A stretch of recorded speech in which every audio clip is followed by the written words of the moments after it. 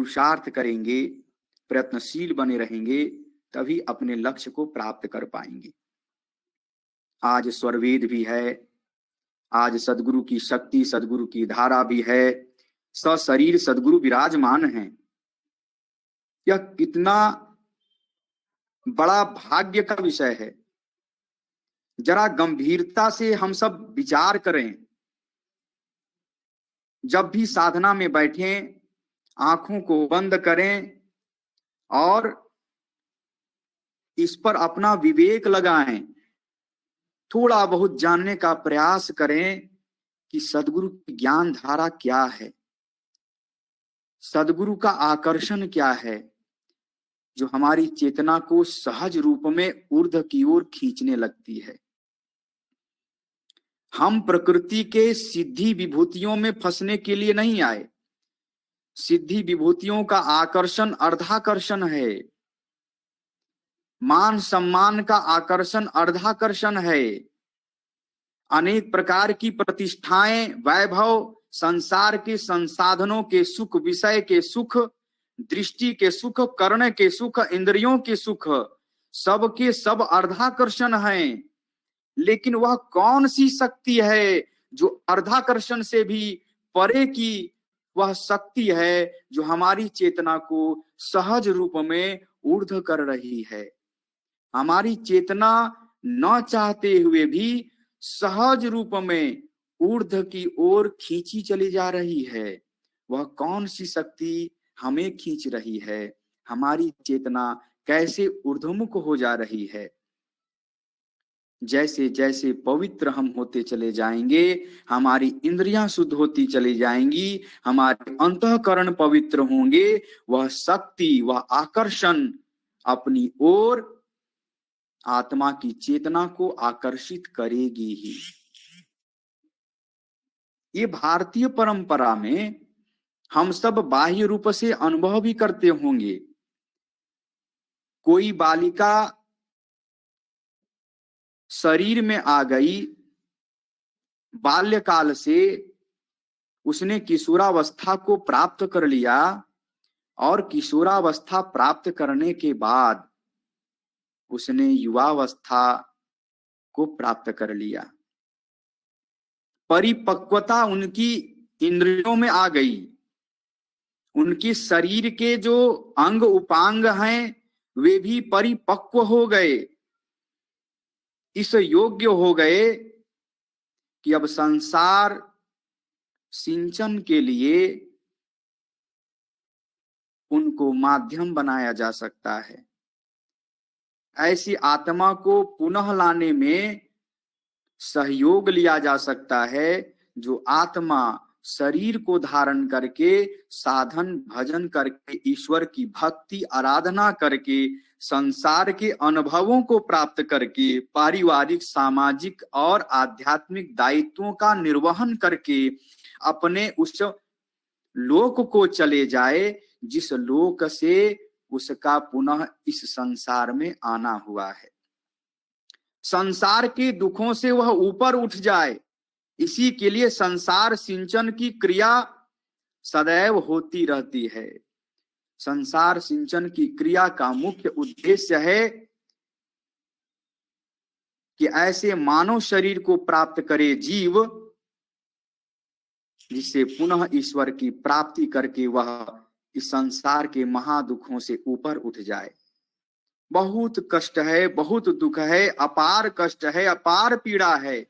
न जाने कितने जन्मों तक पीड़ा का आभास आत्मा करती रहती है। अनेकों शरीर में जाकर अनेकों प्रकार की वेदनाओं का अनुभव करती रहती है। हे ईश्वर, आपकी दया हुई और हमने आपके कृपा से ऐसे पुत्र पुत्री रत्न को प्राप्त किया है, जो पुनः पुरुषार्थ करके सर्व दायित्वों का निर्वहन करके ईश्वर की प्राप्ति करेंगे। माता पिता विचार करने लगते हैं कि परिपक्वता की इस घड़ी में अब हमारा परम दायित्व बनता है कि हम अब उस युवती का विवाह कर दें। युवती कितना भी मना करती चली जाए, विवाह ना करने का विचार कर ले, लेकिन माता पिता समय के महत्व को जानते हैं, इसलिए समय से उनका विवाह कर देते हैं। सद्गुरु भी इसी प्रकार आध्यात्मिक क्षेत्र में आत्मा के साथ कार्य करते हैं। जैसे जैसे इंद्रियां हमारी शुद्ध होती चली जाएंगी, अंतःकरण पवित्र होंगे, वह शक्ति अपनी ओर आकर्षित करेगी ही। चाहे जहां भी हम हो, जिस धर्म में हो, मत में हो, संप्रदाय में हो, चाहे जिस स्थान पर भी हो, उस सद्गुरु का आकर्षण सहज रूप में अपनी ओर आकर्षित करता ही है। समय से वह अपने साथ जोड़ लेती है और हमारी यात्रा उनके पग के साथ चलने लगती है। तो समय से परिपक्वता की घड़ी में युवती का जिस प्रकार विवाह हो जाता है, उसी प्रकार आत्मा के पूर्ण रूपेण पवित्र हो जाने से, योग्य बन जाने से, समय सीमा के अंदर ही परमात्मा के साथ उसका मिलन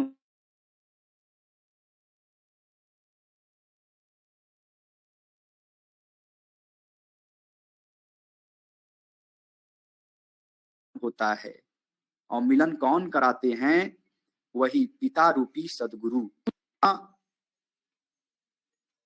को परमात्मा से मिला देते हैं। मेरे बंधुओं, जब सद्गुरु ही नहीं, तब कौन सी शक्ति आकर्षित करेगी? कैसे हमारी चेतना ऊर्ध्व होगी? कैसे हम प्रकृति के मंडल के परे होंगे? कैसे हम प्राकृतिक साधनाओं से ऊपर उठेंगे? कौन सी शक्ति हमें बतलाएगी कि ब्रह्मरंध्र के ऊपर भी कोई ऐसा मंडल है जो मंडल परमाणुओं का दिव्य केंद्र है, महाशून्य का केंद्र है, जहां पर प्राणों को एक योगी विलीन करता है, जहां पर मन पूर्णतः अपने कारण में विलीन होकर पवित्र हो जाता है। कौन की ऐसी शक्ति फिर हमें बतलाएगी कि उससे भी परे एक ऐसा मंडल है जिस मंडल पर जाकर आत्मा परमात्मा को जानने के लिए ध्यान करती है। ध्यान का एक महान जो प्रक्रिया है, उसका वहां पर शुभारंभ होता है।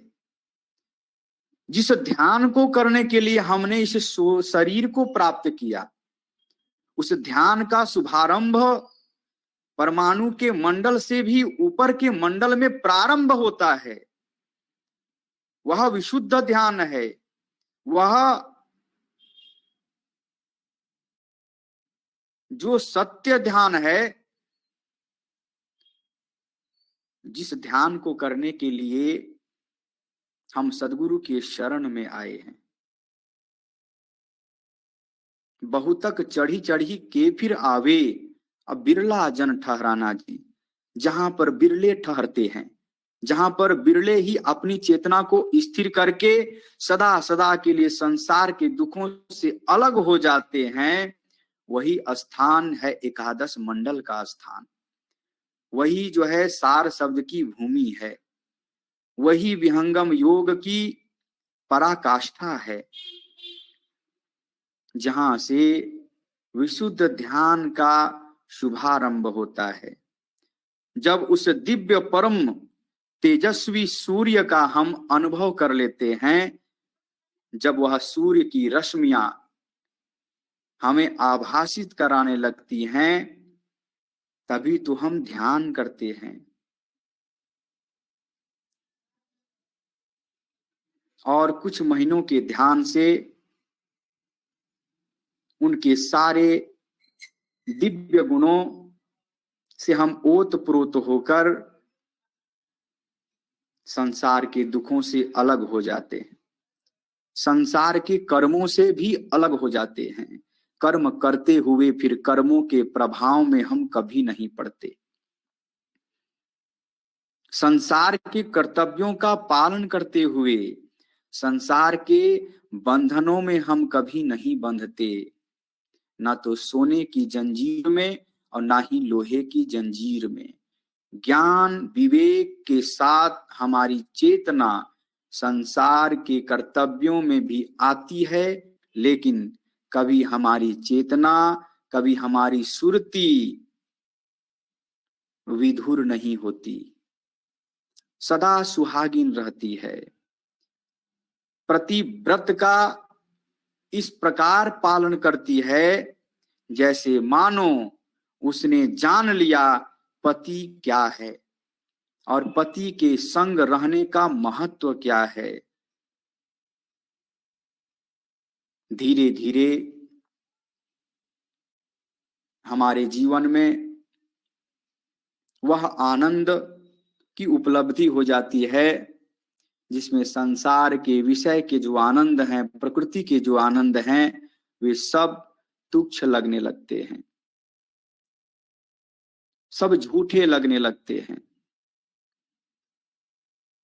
दिव्य जीवन उस योगी का हो जाता है और उस योगी के जीवन से अनेक आत्माएं प्रेरणा प्राप्त करती हैं और उसी के अनुरूप होने के लिए प्रयत्नशील भी बनी रहती हैं। केवल उसके जीवन की चर्चा सत्संगों में होती नहीं, केवल ग्रंथों में होती नहीं, बल्कि जीवन में जीवंत हो उठती हैं, वह क्रिया रूप में भी परिलक्षित होने लगती है। इसलिए हम सब का यह परम दायित्व है कि सत्संग के माध्यम से जो हम सबों ने ज्ञान को प्राप्त किया, प्राप्त कर रहे हैं, प्राप्त करेंगे, उसका जो दूसरा पक्ष है वह पक्ष भी हमारे पुरुषार्थ से मजबूत हो। जो दूसरी कड़ी है वह दूसरी कड़ी भी हमारे प्रयत्न से बलवती हो, मजबूत हो, दृढ़ हो, जिससे हमारी आध्यात्मिक जीवन की यात्रा गर्व के साथ, एक विशेष ऊर्जा के साथ, उत्साह के साथ आगे बढ़ती रहे। अनेक विघ्न बाधाएं भी हमारे आपके जीवन में आए, फिर भी हम कभी विचलित न हो, सदैव आगे बढ़ते रहें और समय से अपने लक्ष्य को प्राप्त कर लें। बस केवल सद्गुरु के आदेश निर्देश में हमें चलते चलना है, सद्गुरु की नियम मर्यादा में, सिद्धांत में हमें अपने जीवन को आगे बढ़ा लेना है। फिर हम अनुभव करते चले जाएंगे कि कैसे मछली, कैसे मीन जल में रहते हुए वह प्यासे रहती है, उसका प्यास कभी मिटता नहीं, और कैसे किस रूप में जब मछली को ज्ञान हो जाता है कि अरे हम तो समुद्र में ही हैं, यह जल का समुच्चय है, यह वारिधि है, हम तो अज्ञानता में थे, अज्ञानता के कारण ही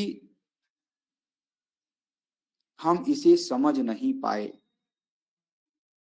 आत्मा के अंदर में ही वह अंतरात्मा विराजमान है और आत्मा के परे भी, आत्मा के ऊपर भी वह परमात्मा विराजमान है।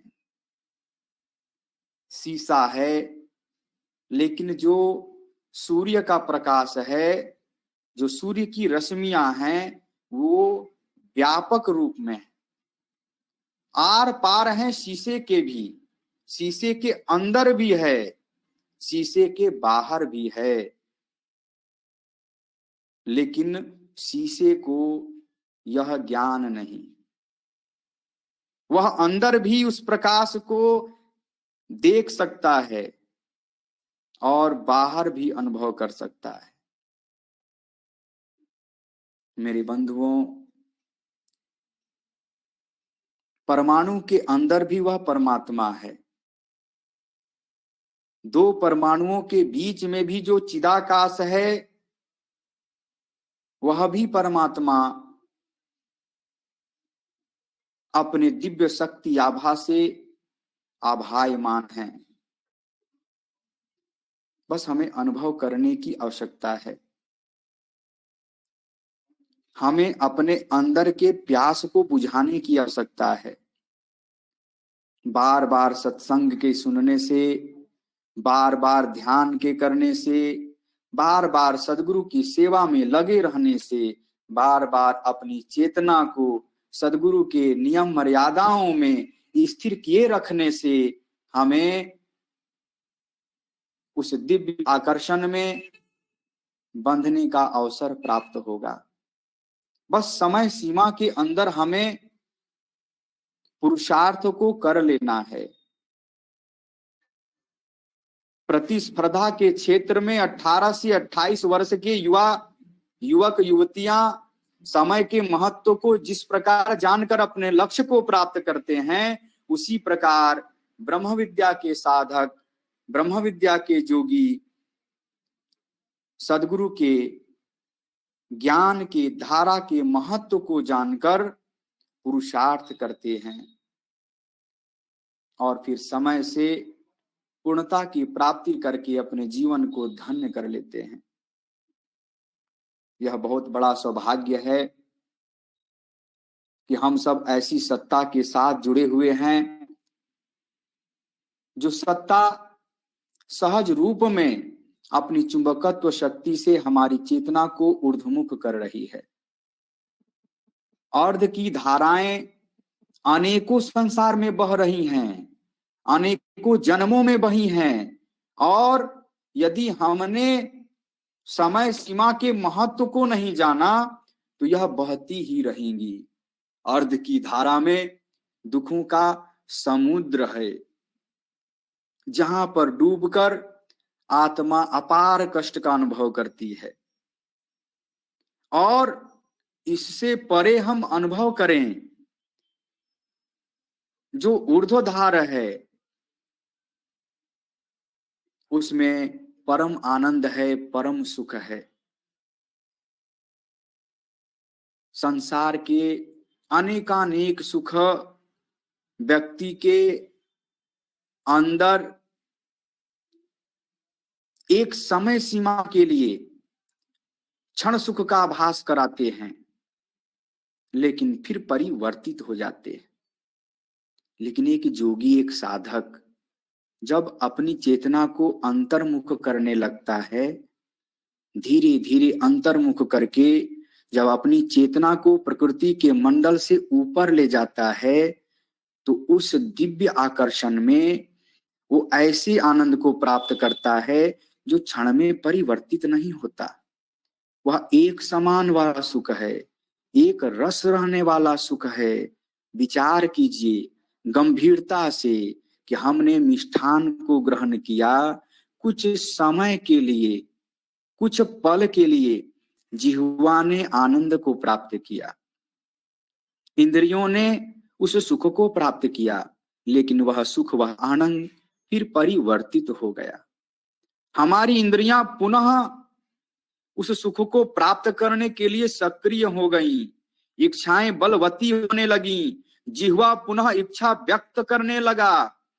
बार बार मिष्ठान की इच्छा हमारी इंद्रियों को होने लगती है, जिह्वा उसका स्वाद लेने के लिए इच्छा व्यक्त करने लगता है, और इसी में हमारा जीवन व्यतीत हो जाता है। जिस दिन आत्मा को अपना आभास हो गया, जिस दिन हमारी चेतना, हमारा मन विषयों से अलग उठकर यदि अंतर्मुख होकर भूमि विशेष पर स्थिर हो गया, वहां का जो आनंद है इससे सहस्त्रों गुना आनंद देता है, आभास हमें कराता है। और हम फिर संसार के विषयों में उस प्रकार रस का अनुभव नहीं करेंगे, नीरस होकर चलेंगे। सारे संसार के कार्य व्यवहारों को करते हुए हम अंतर्मुख होने का सदैव प्रयत्न करेंगे, और अंतर्मुख होते हुए फिर मन जैसे जैसे अंतर्मुख होता चला जाएगा, अंदर की शक्ति, अंदर के आकर्षण, अंदर के सुख, आनंद, अंदर के जो आनंद हैं उसका हमें आभास होने लगेगा। और सद्गुरु हमारे साथ हैं, अंदर के आनंद में भी वे स्थिर नहीं रहने देंगे, वे वहां पर सीमित नहीं हमें होने देंगे। हमें आगे बढ़ना है और सूक्ष्मता में प्रवेश करना है, सूक्ष्मताति सूक्ष्म होकर हमें उस मार्ग की ओर चलना है जहां पर चींटी का भी पग नहीं ठहरता। वहां पर हाथी कैसे जाएगा? हम इंद्रियों से कैसे उस विवर में प्रवेश कर सकते हैं? हम मोटी सुरती से वहां पर कभी प्रवेश नहीं पा सकते। वह एकादश मंडल का द्वार है, वह अत्यंत सूक्ष्म मार्ग है, वह परमात्मा का द्वार है, वह सार शब्द का मंडल है। हमारी चेतना, हमारी सुरति जब निरति में परिवर्तित होगी तभी उस विवर में हम प्रवेश कर पाएंगे। उसके लिए हमें धीरे धीरे पवित्र होना होगा। संसार के विषयों से अलग होकर संसार के प्रति, परिवार, समाज और जो विश्व है उसके प्रति जो दायित्व है उसका निर्वहन करते हुए आत्मा के प्रति जो दायित्व है उसका भी हमें निर्वहन करना होगा। धीरे धीरे ज्ञान के आकर्षण में हम जब आगे बढ़ेंगे तब जानेंगे कि इससे भी सूक्ष्म शब्द है, ओम से भी सूक्ष्म शब्द है, सोहम शक्ति से भी सूक्ष्म शब्द है, ररम से भी सूक्ष्म शब्द है, बोल से भी सूक्ष्म शब्द है, और जो अक्षर के शब्द हैं उससे भी सूक्ष्म शब्द है। जो सारे शब्दों का आधार है, जो शब्दों का सार है, बस हमें उस सार शब्द को अनुभूत कर लेना है। फिर हम सर्वत्र यह अनुभव करने लगेंगे कि प्रकाश ही प्रकाश परमात्मा का है। परमात्मा सब जगह है, भीतर भी हैं, बाहर भी हैं, प्रकृति के मंडल में भी हैं और चेतन मंडल में भी हैं। मेरे बंधुओं, इस पावन और दिव्य घड़ी के साथ हम अपने पुरुषार्थ को करें और पुरुषार्थमय जीवन के साथ अनुभव करने का प्रयास करें कि किस प्रकार सद्गुरु की ज्ञान धारा समय सीमा के अंदर संसार में प्रकट होती है और फिर समय से लुप्त भी हो जाती है। तो धन काया मन वचन से तंत परम गुरुदेव, आरत दीन अधीन हो अनुगामी गुरुदेव। सद्गुरु आज्ञा नियम में पर सिद्धांत प्रचार, वर्तु सहज स्वभाव में सेवा चरण आधार। जहां छात्र बल नीति बल, विद्या बल बेकाम, कुंठित सारी शक्ति है वहां सेवा कर काम, वहां सेवा कर काम। बस सेवा में हम लगे रहें, तन मन धन से सेवा निरंतर सद्गुरु की करते रहें और अनुभव की गहराई में प्रवेश करने के लिए सद्गुरु के सिद्धांत में रहकर सिद्धांत का ज्ञान प्राप्त कर साधन भी करते रहें, भजन भी करते रहें और इसके बाह्य स्वरूप को जानने के लिए सत्संग में चर्चा और परिचर्चा करते रहें। बस इसी भावना के साथ आज मैं अपनी वाणी को यहीं विराम देता हूं। पुनः समय मिलेगा हम सब फिर आध्यात्मिक चर्चा करेंगे। बोलिए सद्गुरुदेव भगवान की जय। भजन तो हम सभी गाते हैं, लेकिन हमें उनके अर्थ और उनके शब्दों की गहराई में नहीं जाते।